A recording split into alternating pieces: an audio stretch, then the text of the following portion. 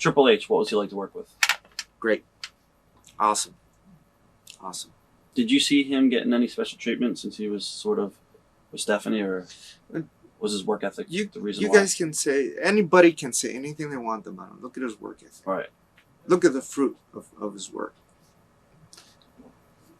You can't take that away. You know, whether, you know, he was always very respectful, very nice. You know, just look at his fruits. You know, look at his work ethic. Look what he produces. You know, that's not. If he did get special treatment, it's because of his work. You know, anything personal from that one, that's something different. You know, that's none of my business. What are your memories of some of your matches you had with Kurt Angle? And what was he like? Kurt's hungry, man. He's always hungry. He can be an Olympic gold medalist. He can be the World Wrestling Federation champion. He can be all the champions in the world, and he'll still be hungry. I admire that of him because he's got that fire in him, you know. And as far as working with him, it was nice. It was nice, intimidating, and nice. Huh. Yeah, I didn't want him to go stretch my ass. Now, what happened? I guess they put Stacey Carter with you, I guess, as Chinette, and then she didn't appear with you again. Oh, yeah. That was just a thing. It was just a one-time deal? Yeah, or? China got that. Right. Yeah, Johnny had that match, you know, like that. Okay. Now, why did they decide to put the Radicals back together? Because you guys separated for a little bit. I think they just did that to I think they were stuck on how to go from A to D. Right. And they used us as A and C. I mean, as B and C. You know what I mean? On certain storylines. Okay. And I think that's what we were used for. No Way Out 2001. Yourself, Chris Jericho, Chris Benoit, and X-Pac. You guys did a great 4-way match. Mm-hmm. What are your memories of that match? The memories of that match were we were all talking stuff over and trying to get things situated and organized. We're all doing interviews. We're all doing this and that. We only had like 5 minutes to prepare before we went out, and it worked out best that way because even the stuff that we had, we wound up changing it just before we went out, and everything was more.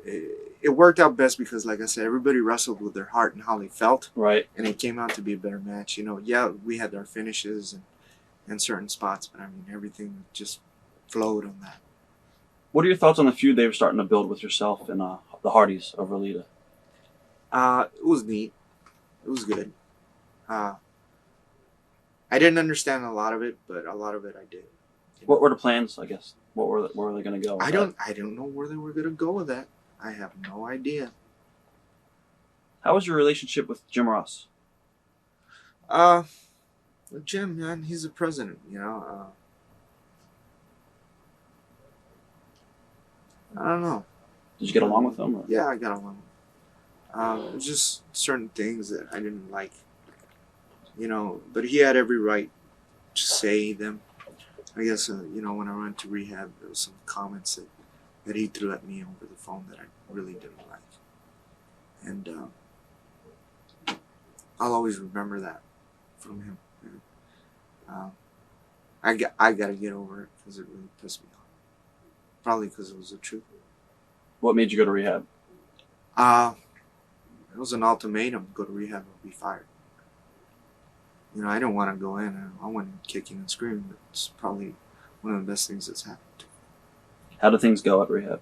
Great. You know, I did what I was supposed to do. Got through the program. Were you 100% ready to return? Obviously, I wasn't because I went out again. I was going to ask you if you could describe the incident where you got the DUI charge. Man, I don't want to play my violin here. I've been doing that for 7 months now. I'm just feeling sorry for myself. I don't want to feel sorry for myself anymore. I want to take responsibility for what I did. You know, I got hooked on the painkillers. I went to rehab. They gave me an opportunity. They paid all the rehab. They paid my bills while I was gone. Never stopped sending a check. WWF was very faithful to that. And they even gave me a chance to come back. I was working out, you know, and they already had storylines. I think I was going to start going with Lita and Jeff again and Matt, you know, into that same storyline. It just, what took me out, I guess, you know, just a lot of personal issues. a lot of personal issues that I've been dealing with for a long time. This is really the second time I went, I did anything after rehab.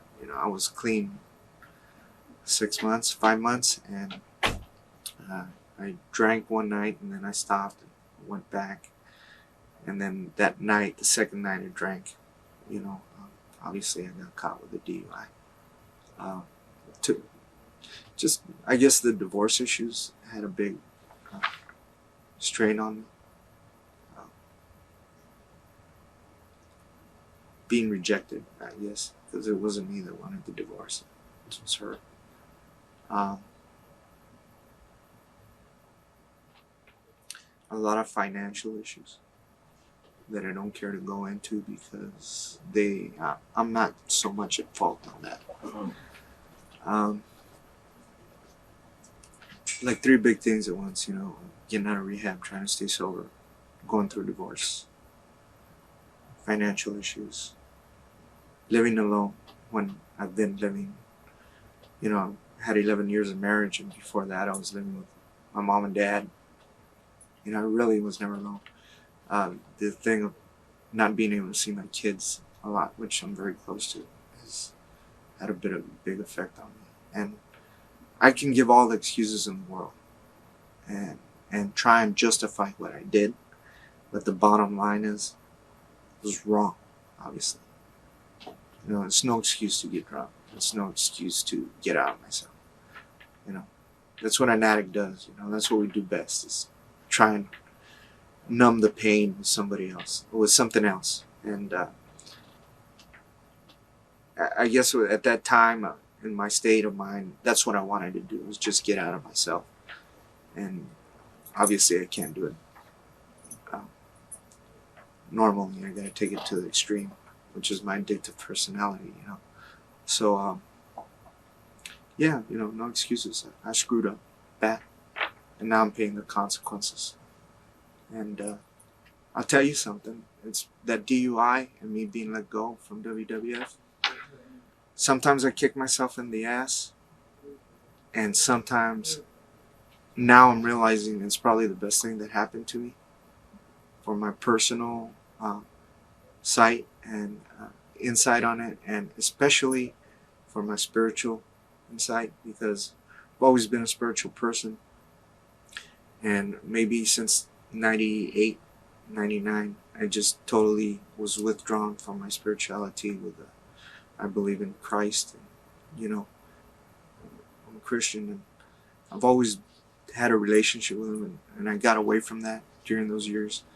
And it's unfortunate that it takes these bad things in my life to get back to where I am, and spiritually, but I haven't had this kind of peace in a long time. And there's no money, no material, no person, not even my children, that can cure that pain and that emotional distress that I was in. Just the understanding of my God, the understanding of Christ, and that I believe in. And that's the only thing that where I find peace, and that's where I'm back at, Right. And when I got fired, man, I thought it was going to be the end of the world. I didn't know what I was going to do, man. I didn't know I was going to pay the bills. Right. I didn't know I was going to pay the bills. I didn't know what I was going to do. I didn't know I was still going to be able to make a living wrestling, And God's opening the doors up in so many ways, And it's a big experience for me, man. But I'll tell you something, WWF isn't the world. There's a lot more out there than that, and I'm seeing it again. Now, did you think that the WWF would let you go? I knew they were. Right. I've always had a sixth sense. You can ask Chavo Jr. about this one of these days. He'll tell you. Even when I talked to one of the agents, I don't want to name names, right, but right. I talked to one of the agents, and they said, "No, you're not going to be fired, but this is it. You got to really straighten up." And I was in Cincinnati that Monday, and I got a message from that certain agent, and they had talked to the people on top, obviously. And they called back and left some message on the phone while I was at the gym. And I knew it. I knew it when I got the message. So I called back, and sure enough, they said I was terminated. And it was hard, man. It was hard to hear. It was just blew my mind. Did they leave the door open? Because obviously Steve Regal had his problems in the past, and he had to go back and prove himself. He went to Memphis and stuff. I mean, do you think the door's left open for you to return? I don't know. Never say never. You know what, though? I'm not going to put my hopes and ambitions on them.